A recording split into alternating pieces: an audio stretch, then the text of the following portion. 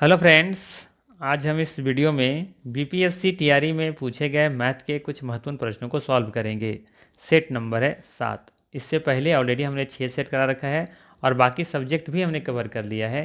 इन सभी वीडियो का link description में दिया हुआ है या फिर आप प्लेलिस्ट में जाके देख सकते हैं। BPSC TRE question bank update के नाम से प्लेलिस्ट बना हुआ है। ठीक है, तो चलिए शुरू करते हैं और देखते हैं आज का पहला सवाल।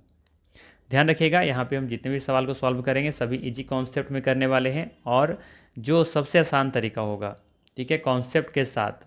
आसान तरीका तो होगा ही, लेकिन जो कॉन्सेप्ट के साथ हम कोशिश करेंगे कि सॉल्व करते हुए चलें, ताकि कमज़ोर से कमज़ोर बच्चे को भी अच्छे तरीके से समझ में आए।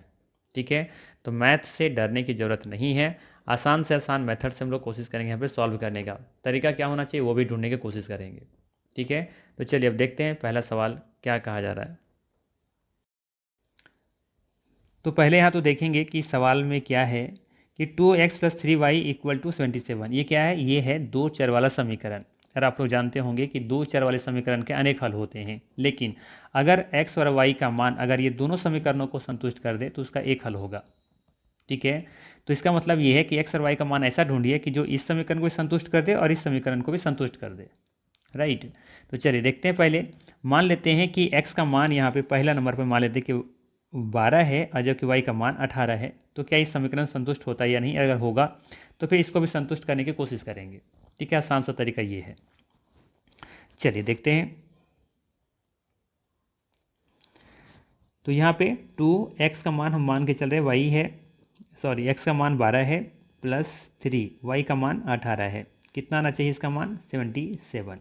तो 12 दूनी 24 और 18 तिया 54 इक्वल टू 77। अब देखेंगे कि 4 और 4 कितना होता है? 8 होता है, जो कि 8 है यहाँ पे नहीं, तो ये तो कभी नहीं होगा। ठीक, चलिए विकल्प नंबर 20 से देखते हैं। 2x का मान 11 प्लस 3 इंटू वाई का मान के चल रहे हैं 19 है इक्वल टू 77। तो 11 दूनी 22 प्लस 19 दिया 57 इक्वल टू 77। तो यहाँ पर देखेंगे 7 और 2 9, जबकि यहाँ पे 7 है, तो ये भी समीकरण नहीं होगा, मतलब ये भी विकल्प नहीं होगा। अब विकल्प नंबर लेके चलिए सी वाला। तो देखिए 2x का मान 13 लेके चलिए अब, प्लस 3 y का मान कितना मानेंगे आप? 17 इक्वल टू 77। तो 13 दूनी 26 प्लस 17 तिया 51 इक्वल टू 77। अब देखेंगे कि 6 और 1 7 और 5 2 7 77 आ रहा है। इसका मतलब ये विकल्प हो सकता है जब इस भी समीकरण को इस समीकरण को भी संतुष्ट कर दे। तो चलिए देखते हैं। 3x का मान 13 प्लस 2y का मान 17 इक्वल टू 73। तो 13 दूनी 26 प्लस 17 दूनी 34 जोड़ेंगे तो यहाँ पे 13 तिया 39 होता है ना, 26 कर दिए सॉरी। 13 तिया 39 प्लस 17 दूनी 34। देखिए यहाँ पे 4 9 4 13 के 3 और 3 3 6 और 1 7। तो ये दोनों समीकरण संतुष्ट हो गया। इसका मतलब है इसका सही आंसर क्या होगा? विकल्प नंबर सी होगा। यह तो हुआ विकल्पों से सॉल्व करना। अगर विकल्प से अगर नहीं सॉल्व कर पाते हैं तो क्या करना चाहिए? इसका बेसिक तरीका क्या है फिर करने का? तो विलोपन विधि का इस्तेमाल कर सकते हैं, प्रतिस्थापन विधि का इस्तेमाल कर सकते हैं, वर्ज गुणन विधि का इस्तेमाल कर सकते हैं, है ना। तो देखिए यहाँ पे वर्ज गुणन विधि का ही कर लेते हैं प्रयोग। 2x plus 3y equal to 77 और यहाँ पे 3x plus 2y equal to 73। अब कोशिश कीजिए कि ये वाला मान दोनों बराबर कीजिए या तो ये दोनों बराबर कर लीजिए, एक को विलोप कर दीजिए यहाँ पे। तो यहाँ पे हम लोग मल्टीप्लाई कर दें अगर 3 से और इसे मल्टीप्लाई कर दें 2 से। क्यों? अगर 3 का 2 से मल्टीप्लाई करेंगे तो ये हो जाएगा 3 दूनी 6, 3 तिया 9 और ये 7 21 7 21 और 2 23। और इसको मल्टीप्लाई करेंगे तो 3 दूनी 6x प्लस 9 दूनी 18y इक्वल टू 3 दूनी 6 और 7 21। अब देखेंगे साइन चेंज करेंगे तो प्लस से माइनस प्लस से माइनस प्लस से माइनस। अब ये प्लस माइनस कट जाएगा तो यहाँ पे देखेंगे फाइनली y का मान मिल जाएगा। y का मान किसी भी समीकरण में रख लेंगे, चाहे इस समीकरण में रखिए चाहे इसमें रखिए, और वहाँ से फिर आपको x का मान मिल जाएगा। ठीक है, तो ये आप कर लीजिएगा। चलिए अगला सवाल देखते हैं। चलिए यहाँ पे तो कुछ वैल्यू दिया हुआ है, इसको सिर्फ क्या करना है? कैलकुलेट करके आंसर लेकर के आना है। ठीक है, तो चलिए देखते हैं इसको कैसे किया जा सकता है। अगर यहाँ पे आप देखेंगे कि सबसे पहला कि ये दोनों को जोड़ दीजिए, फिर उसका स्क्वायर कीजिए, फिर ये तीनों को मल्टीप्लाई कीजिए, फिर जो आएगा घटाएंगे उसमें 2 से मल्टीप्लाई कीजिए, फिर इसका स्क्वायर कीजिए, फिर इसका स्क्वायर कीजिए, दोनों को जोड़िए, फिर डिवाइड कीजिए, जो कि इम्पॉसिबल है। मतलब पॉसिबल है लेकिन मतलब मेरे मैंने कहने का मतलब है बहुत ज़्यादा लेंदी है, बहुत ज़्यादा टाइम लग जाएगा आपका इसमें। इतना आसानी से सॉल्व नहीं कर पाएंगे। इसका मतलब है कि इस तरह के सवाल को देखने के बाद ना तुरंत दिमाग में आना चाहिए कि कहीं ना कहीं से कोई ना कोई ट्रिक होगा। ठीक है, तो ट्रिक क्या है वो देखिए। सबसे पहले यहाँ पर मान के चलिए कि 467 आपके लिए ए है और 359 बी है, तो इसका मतलब ये भी ए होगा और ये भी क्या होगा, बी होगा। ये भी आपका ए होगा और ये भी बी होगा, क्योंकि सब कुछ देख रहे हैं ए और बी सेम दिख रहा होगा, है ना। तो इसका मतलब है ए प्लस बी का ये होल स्क्वायर दिख रहा होगा। यहाँ पे देखेंगे तो ये वाला ए और ये प्लस बी का क्या दिख रहा है आपका, ये होल स्क्वायर दिख रहा है। ठीक है, तो हम यहाँ पे क्या करेंगे, सीधे फार्मूले पर बैठा लेंगे। तो देखिए ये है ए और ये है आपका बी, तो क्या हो जाएगा यहाँ पर ए प्लस बी का होल स्क्वायर प्लस 2, और यहाँ पर है ए और ये वाला है बी, और नीचे क्या है ये, इसको फिलहाल हम मान के चल रहे ए है ये और ये है आपका बी। ठीक है, और यहाँ पर 2 तो पहले से था। इसी को क्या करेंगे, ए प्लस बी का होल स्क्वायर का फॉर्मूला पर बैठाएंगे, तो क्या आएगा, A square plus B square plus 2ab minus 2ab, पहले से था। और यहाँ पर है A square plus B square, कोई दिक्कत नहीं होना चाहिए। और यहाँ पे अलग से आप देखेंगे तो 2 मल्टीप्लाई में पहले से है ना। तो क्या हो जाएगा यहाँ पे, देखिए ध्यान से, 2 है तो 2 रह जाएगा, और देखिए ये यहाँ पे इसको काट दीजिए, ये देखिए 2ab प्लस में और 2ab माइनस में है, तो कैंसिल आउट हो जाएगा। तो क्या बचेगा, ए स्क्वायर प्लस बी स्क्वायर, और नीचे बच रहा है आपका ए स्क्वायर प्लस बी स्क्वायर, जो कि ये भी क्या हो जाएगा, कैंसिल आउट हो जाएगा। तो सिर्फ क्या बच जाएगा आपका 2। इसका सही आंसर क्या होगा, विकल्प नंबर ए सही होगा। तो इतना करने की ज़रूरत ही नहीं थी, सिंपल से ए प्लस बी का होल स्क्वायर का फॉर्मूले पर बैठाना था। ठीक है, चलिए आप चाहें तो, अगर ऐसा ना करना चाहें तो आप ऐसे भी कर सकते थे। क्या कर सकते थे, अगर ए बी अगर मान लेते हैं कि उस समय दिमाग में नहीं आए, तो आप क्या करेंगे, इसी को मान लीजिए। जैसे मान लेते हैं ये वाला 467 प्लस 359 का होल स्क्वायर है, तो मतलब है कि 467 का स्क्वायर यानी ए स्क्वायर प्लस 359 यानी B square plus 2ab minus 2 into जो पहले से है उसको रहने दीजिए। ये भी आप कर सकते थे, नीचे जो रखने दीजिए 467 का स्क्वायर और प्लस में 359 का स्क्वायर, और ये आपका 2 इधर पहले से है, ये वाला 2, इसकी तो बात ही नहीं कर रहे अभी हम लोग। तो देखिए अब ये वाला जो टर्म पूरा है प्लस में है और ये वाला पूरा टर्म माइनस में है, तो पूरा क्या हो जाएगा, खत्म हो जाएगा ना। अब बाकी फिर देखेंगे तो ये वाला टर्म, इससे ये टर्म कैंसिल आउट हो जाएगा, तो सिर्फ क्या बच जाएगा, 2 बचेगा। चलिए आगे देखते हैं, आसान सा सवाल था वैसे, वो सिर्फ लॉजिक था। यहाँ पे देखिए ये भी अच्छा सवाल है। क्या दिया हुआ है कि A plus A by B पर power X minus 1 equal to B by A पर पावर एक्स माइनस 3 दिया हुआ है। तो आप लोग को कई बार बता चुके हैं, अगर बेस सेम है ना तब पावर जुट जाता है। ठीक है, यहाँ पे देखेंगे बेस क्या है, बेस दोनों का अलग अलग है। ऐसा करते हैं कि बेस को हम लोग पहले इक्वल करते हैं। तो यहाँ पे क्या दिया हुआ है, ए बाई बी, इसको रहने देते हैं, ए बाई बी पर power X minus 1 equal to, इसको अगर हम पावर बदल दें, बी बाई ए को हम लिख सकते हैं ए बाई बी। अगर ऐसा करते हैं तो पावर क्या होता है, प्लस में होता है तो माइनस में, और माइनस में होता है तो प्लस में। तो हम ऐसा करते हैं कि ये एक्स माइनस जो 3 है प्लस में है, तो इसको माइनस में कर लेते हैं। ठीक, तो अब देखिए दोनों का बेस क्या हो गया, सेम हो गया, तो कैंसिल आउट हो जाएगा, यानी कि अब सिर्फ पावर का बराबर किया जाएगा, तुलना पावर का होगा।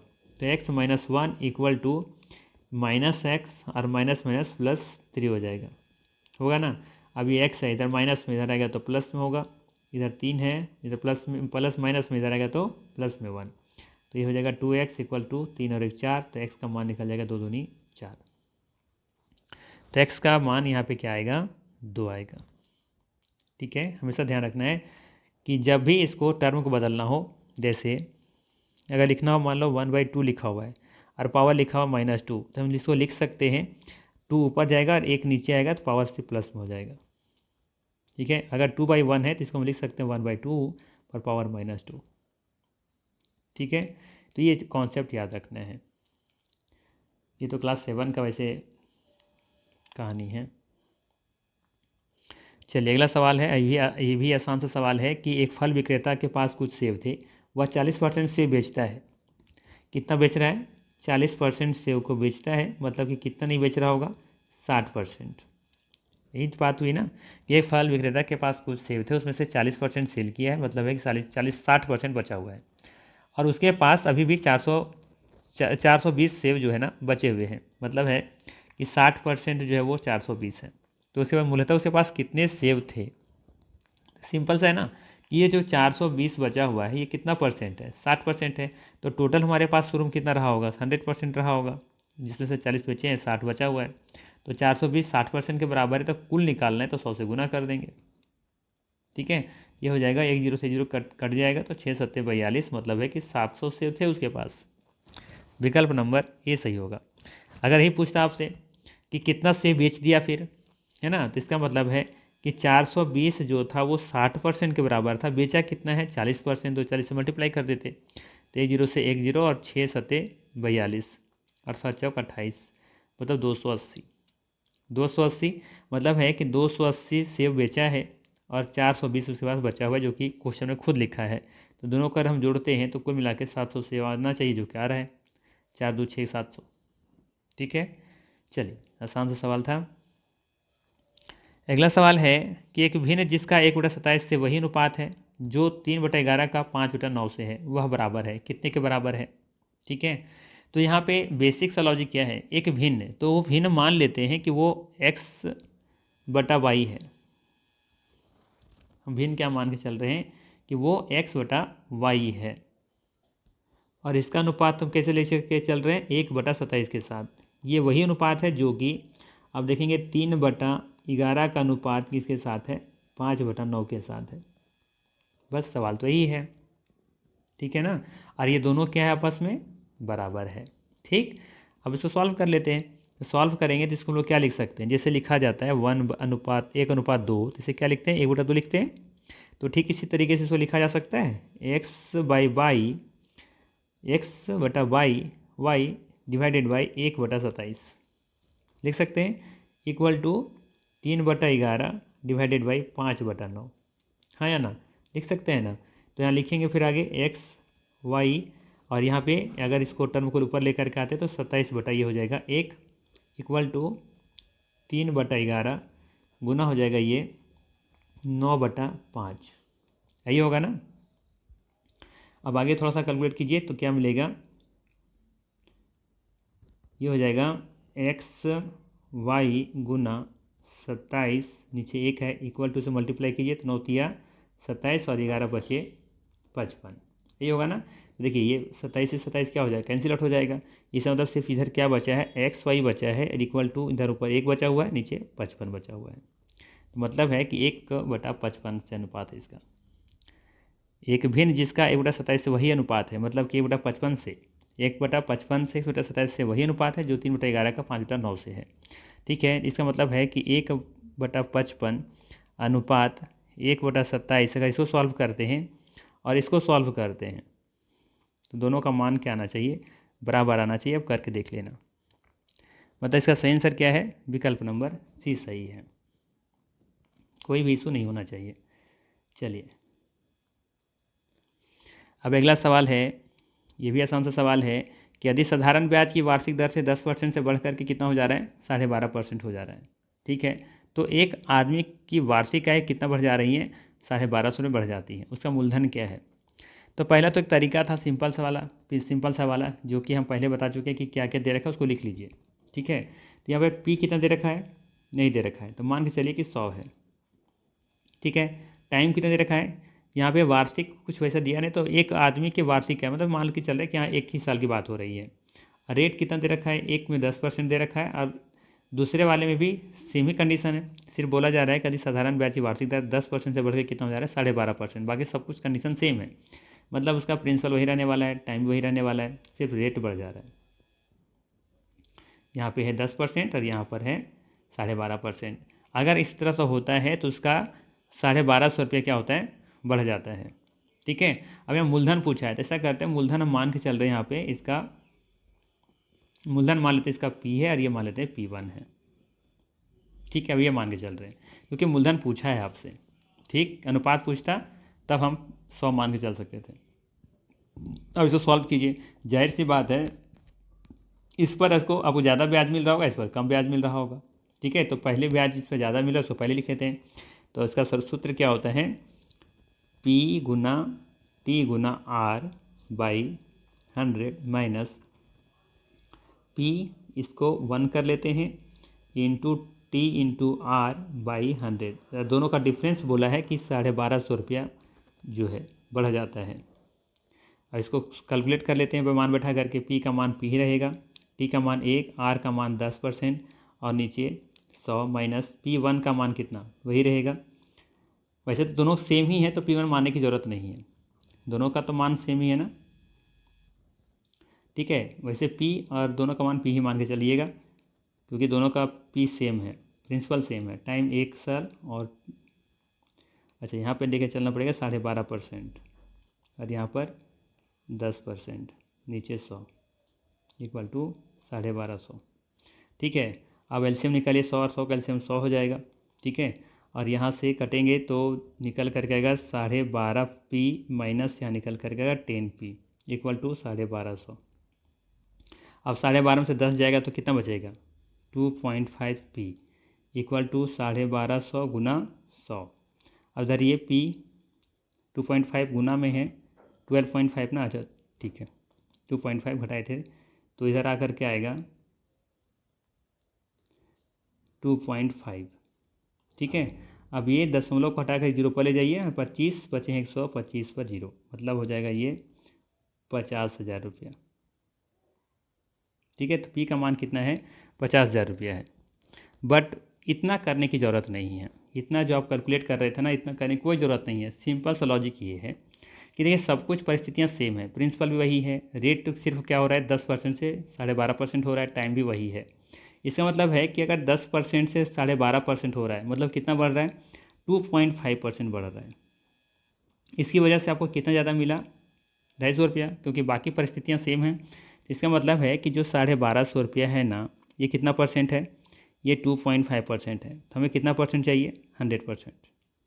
तो एक जीरो यहाँ से दशमलव हटाएंगे तो जीरो आएगा और यहाँ से दशमलव हट जाएगा, तो 25 बचे हैं, 125 जीरो और 50 से गुना 1000 से करेंगे तो 50,000 रुपया। ये सिर्फ एक लाइन का आंसर था, इतना करने की ज़रूरत नहीं थी। बट हम दोनों कंडीशन बता दें कि करना कैसे चाहिए। आप इस विकल्प से जाइए, ठीक है। ये तो बेसिक मेथड हुआ, लेकिन ये कॉन्सेप्ट है कि 10% से क्या हो रहा है, 12.5% हो रहा है, मतलब कि 2.5% ही तो बढ़ रहा है ना। और 2.5% बढ़ने की वजह से आपका कितना अमाउंट ज़्यादा मिल रहा है, कितना आय बढ़ जा रहा है, तो 1250 रुपया। इतना इसका मतलब है कि 1250 बस ये 2.5% के बराबर है, तो 100% कितना, बात खत्म है। चलिए अगला सवाल है, एक वृत्त की परिधि एक वर्ग की परिधि के बराबर है, उनके क्षेत्रफल का अनुपात होगा। अब अनुपात पूछ लिया यहाँ से, तो देखिए क्या क्या है वो पहले देखते हैं, परिस्थितियाँ क्या क्या हैं। एक वृत्त है, वृत्त की परिधि है, ठीक है, और एक है आपका वर्ग है, ठीक है, ये वर्ग है। और दोनों का क्या बोला जा रहा है कि परिधि सेम है, दोनों का परिधि सेम है, ठीक है। तो चलिए हम मान के चल रहे हैं, अगर अनुपात वाला है ना तब आराम से मान के चल सकते हो, कोई दिक्कत नहीं है, ठीक है।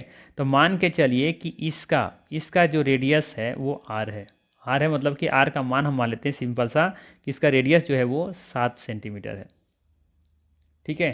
तो बताइए इसका फिर परिधि कितना निकल जाएगा, परिधि इसका क्या होता है πr²। तो पाई का मान 22/7, r का मान हम मान के चल रहे हैं 7 है, तो 7 गुना 7 ये कट जाएगा, ठीक है।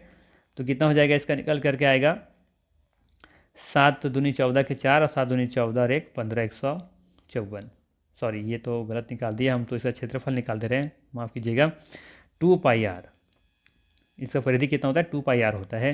तो 2 इंटू पाई का मान 22/7 और r का मान 7, तो ये 7 से 7 कैंसिल आउट हो जाएगा, तो क्या निकल करके आएगा 44। मतलब इसका परिधि कितना निकल करके आया, 44। इसका मतलब है कि बोला जा रहा है दोनों का परिधि सेम है, इसका मतलब इसका फिर परिधि कितना होना चाहिए, 44 ही होना चाहिए। इसका मतलब अगर इसका 44 होना चाहिए तो इसका मतलब है कि इसका ये वर्ग है, तो इसके वर्ग की चारों भुजाएं बराबर होती हैं, इसका मतलब एक भुजा से कितना निकल करके आएगा, 11 आएगा, तभी तो 44 होगा ना इसका परिधि परिमाप, ठीक है। तो चलिए अब मिल गया ना, ये r का मान इसका मिल गया 7 है और इसका a का मान मिल गया कि वो 11 है, ठीक। चलिए तो यहाँ से हम लोग क्या पूछा जा रहा है हम लोग को कि क्षेत्रफल का अनुपात बताओ, ठीक है। तो इसका क्षेत्रफल क्या हो जाएगा, इस वृत्त का क्षेत्रफल हो जाएगा πr² और इधर हो जाएगा इसका ए स्क्वायर यानी भुजा स्क्वायर। पाई का मान क्या होता है 22/7 और आर का मान 7 × 7। अनुपात निकालना है इसका 11 × 11 से। ठीक है, तो देखिए 7 से 7 क्या हो जाएगा, कैंसिल आउट हो जाएगा, तो बचेगा यहाँ पे 22/7 × 11। देखिए 11 से कट जाएगा, ये 11 दूनी 22, बचेगा इधर 7 दूनी 14, इधर ये 11। तो क्या बच गया यहाँ पे 14/11, जो कि विकल्प नंबर सी सही है। कोई भी दिक्कत नहीं होना चाहिए, मान के चल रहे हैं तब। ठीक है, अगर नहीं मानना चाहते तब क्या दूसरा कंडीशन है, तो दूसरा कंडीशन से बना भी सकते हैं। कैसे वो देखिए, इसके लिए इसको इरेज कर लेते हैं पहले। ठीक है, चलिए अब देखिए कैसे करते हैं इसको। देखिए क्या बोला है, दोनों की परिधि, एक वृत्त की परिधि और वर्ग की परिधि दोनों क्या है, बराबर है। ठीक, चलो तो वृत्त की परिधि क्या होता है 2πr बराबर है, मान लेते हैं इसका जो परिधि होगा वो क्या होगा 4a होगा, यानी 4 × भुजा 4a लिख सकते हैं, दोनों बराबर है। ठीक है, अब देखिए क्या करेंगे, यहाँ पर लिखेंगे 2 × 22/7, इसका तो आर नहीं पता है और ना ही इसकी भुजा पता है, तो रहने देते हैं। तो यहाँ से क्या करेंगे, देखिए ज़रा, 2 दूनी 4 और 2 से कटेगा कितना बार में, ये 11 बार में। तो क्या निकल करके आएगा 11r/7 = इधर बच रहा है सिर्फ आपका a। जब क्रॉस मल्टीपल गुना करेंगे तो क्या आएगा, आएगा ये 11r = 7a। इसे जब अनुपात बनाएंगे तो r बराबर a हो जाएगा = 7/11। ठीक है, देखिए इस तरह से लिखने का आसान सा तरीका क्या है, आसान सा तरीका ये है, इसको क्रॉस मल्टीपल गुना करके देखिए। 11 का गुना 7 से, 11 का गुना r से कीजिए तो 11r आ गया, और 7 गुना a से कीजिए तो 7a आ गया। तो आसानी से लिखा जा सकता है ऐसा। इसका मतलब है कि जो r और a का अनुपात है वो क्या निकल गया है, 7/11 निकल गया है, 7/11 या 7/11। ठीक, अब r का मान ही पता चल गया और a का भी मान पता चल गया है। अब क्षेत्रफल निकालिए दोनों का, तो क्षेत्रफल होता है वृत्त का πr², अनुपात निकालना है भुजा स्क्वायर का। पाई का मान 22/7, आर का मान कितना है यहाँ पे 7 है, 7 × 7 हो जाएगा, और यहाँ पर हो जाएगा 11 का स्क्वायर, 11 × 11 होगा ना। देखिए 7 से 7 कैंसिल आउट हो जाएगा, तो क्या बचेगा 22 × 7 अनुपात 11 × 11। देखिए 11 दूनी 22 भी काट सकते हैं, तो बचेगा 7 दूनी 14 और ये हो जाएगा 11। तो ये है क्षेत्रफलों का अनुपात 14/11। ठीक है, तो जिस मेथड से भी आप करना चाहें कोई बड़ा इशू नहीं है। ठीक है, चलिए अगला सवाल क्या है देखते हैं। अगला सवाल है कि एक घन का आयतन कितना है जिसका विकर्ण 4√3 सेंटीमीटर है। मतलब इसको अच्छे से लिख देते हैं, 4√3 सेंटीमीटर है। एक घन का आयतन ज्ञात करना है। घन मतलब कुछ ऐसा घन होगा ना, घन जिसकी चारों भुजा क्या हो, बराबर हो, जिसकी लंबाई चौड़ाई सब क्या होती हैं, बराबर होती हैं। ठीक है, चलिए फिर से बना लेते हैं थोड़ा जल्दी से।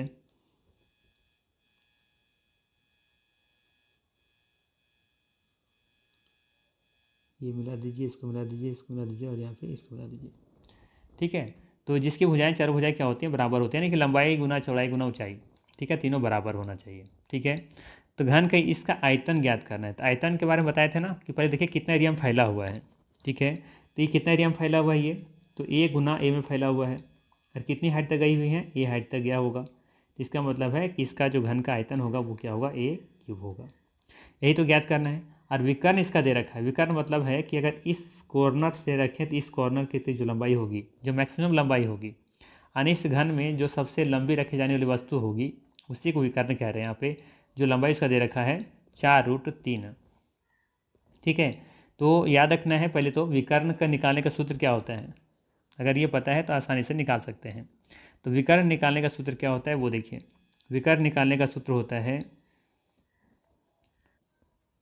A√3 होता है। क्या होता है? A√3, विकर्ण का सूत्र। ठीक है, और ये कितने के बराबर दे रखा है? 4√3 के बराबर दे रखा है। तो ये से ये कैंसिल आउट हो जाएगा, तो ए का मान निकल जाएगा 4। ठीक है, तो ए का मान कितना दे रखा है? A³, मतलब है कि A³ होता है घन का आयतन, तो घन का आयतन A³ होता है, ए का मान 4 निकल चुका है, तो 4 × 16, 16 × 64, मतलब है कि बी विकल्प सही होगा। ठीक है, आई बात समझ में? सिंपल सा क्या बता रहे हैं हम यहाँ पे। इसके लिए आपको सिर्फ पता क्या होना चाहिए था कि घन का आयतन ज्ञात करना है जिसका विकर्ण दे रखा है। तो विकर्ण निकालने का जो सूत्र होता है, विकर्ण निकालने का जो फॉर्मूला होता है वो याद रखना है। विकर्ण निकालने के लिए होता है A√3। ठीक है, A√3। अब ये कहाँ से आया था? ये भी पहले वीडियो में हम बता चुके हैं, पहले वीडियो में। तो विकर्ण यहाँ पर क्या है? 4√3 इक्वल टू, विकर्ण दे रखा है ना 4√3, तो लिख लिए, और A√3 तो A√3 रह जाएगा। ये √3 से √3 कैंसिल आउट हो जाएगा, तो ए का मान निकल गया 4। ठीक है, अब घन का आयतन क्या होता है? घन का आयतन होता है A³। तो ए का मान 4 है, और 4 का क्यूब करेंगे तो 4 × 16, 16 × 64। ठीक है, चलिए अगला सवाल है, इतना माइनस इतना के गुणनखंडों में इसे 1 है। ठीक है ना, इसके दिए गए विकल्पों में से बताना है कि इसका गुणनखंड कौन सा हो सकता है। ठीक है, तो यहाँ देखिए सबसे आसान तरीका क्या है इसका। पहले ये देखिए A³ + B³ के रूप में दिख रहा होगा आप लोगों को, क्योंकि 1 पर कुछ नहीं तो क्या है? क्यूब है। तो A³ + B³, A³ + B³। ठीक है ना, इसका फार्मूला क्या होता है? इसका फार्मूला होता है A + B × A² - AB + B²। यही होता है ना। बाकी ये तो इसको कुछ तो तोड़ा ही नहीं जा सकता। तो चलिए पहले इसका मान बैठाते हैं और इस पर लेकर के आते हैं। तो A + B मतलब लिख सकते हैं x + 1, फिर है इंटू A²। ये हमारा कितना? x है, x का स्क्वायर करेंगे, माइनस a का मान कितना है? x है, और b का मान है हमारा 1, प्लस B², b का मान कितना है? 1, 1 का स्क्वायर, माइनस ये वाला टर्म पूरा लिख देते हैं x + 1। ठीक है, यहाँ से इसको आगे कीजिए, ये हो जाएगा x² - x + 1 माइनस x + 1। यहाँ से देखिएगा तो ये माइनस के साथ है ना, तो ये पूरा क्या होगा? यहाँ पे ओपन करते हैं, इसको ओपन करते हैं तो क्या मिलेगा? x + 1 x² - x + 1 minus x, और माइनस प्लस माइनस x 1 हो जाएगा। ब्रैकेट बंद कर लेते हैं।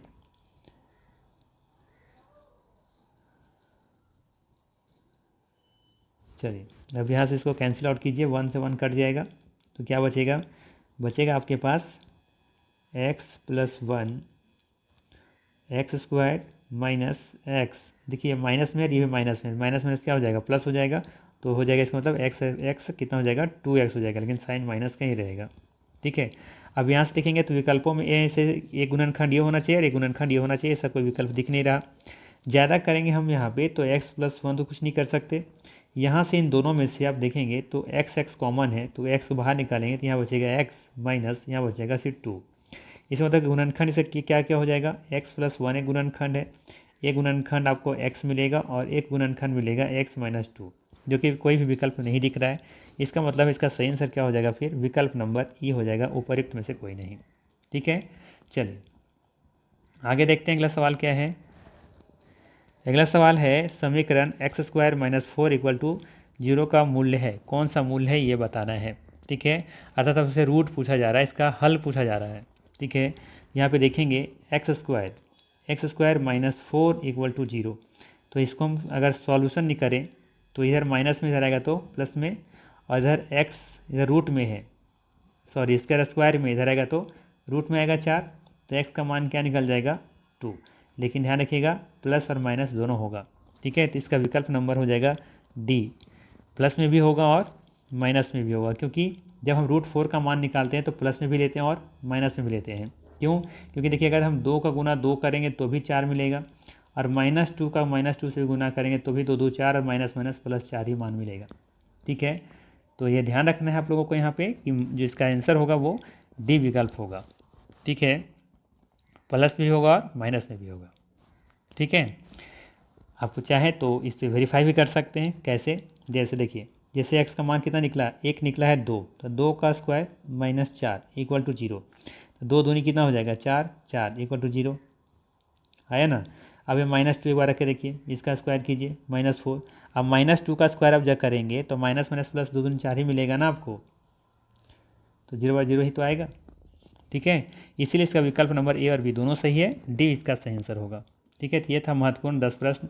अगर ये वीडियो अच्छा लगा हो तो लाइक ज़रूर कीजिएगा, चैनल पर नए तो सब्सक्राइब कीजिएगा और PDF फाइल पाने के लिए हमारा टेलीग्राम चैनल जरूर ज्वाइन कीजिएगा, लिंक डिस्क्रिप्शन में दिया हुआ है। बाकी प्रीवियस ईयर का जितने भी सब्जेक्ट का है उन सभी का सब्जेक्ट का सलूशन हमने बना करके अपलोड वीडियो कर दिया है, उन वीडियो का लिंक डिस्क्रिप्शन में दिया हुआ है। ठीक है, वहाँ पर जाकर के जरूर जाकर देख लीजिएगा। ठीक, चलिए मिलते हैं फिर नेक्स्ट वीडियो में।